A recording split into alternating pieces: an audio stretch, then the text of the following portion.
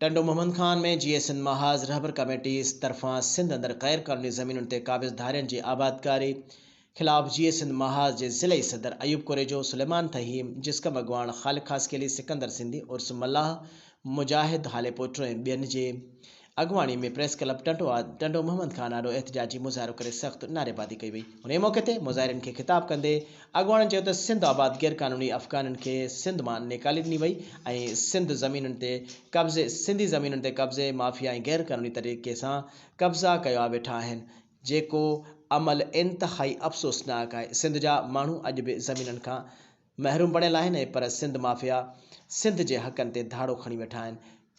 संदन ख़िलाफ़ का बि कार्रवाई न पई कई वञे, जंहिं अमल ते जे असां सख़्त लफ़्ज़नि में मुसम्मत करियूं था। मुतालबो था करियूं त सिंध जे ज़मीनुनि तां कब्ज़ा ख़त्म कराया वञनि ऐं गैर कानूनी आबाद अफ़गाननि खे सिंध मां निकाले ॾिनी वञे। ॿी सूरत में जीए सिंध महाज तरफ़ां सॼी सिंध अंदरि सख़्त एहतजाजी तहरीक हलाई वेंदी।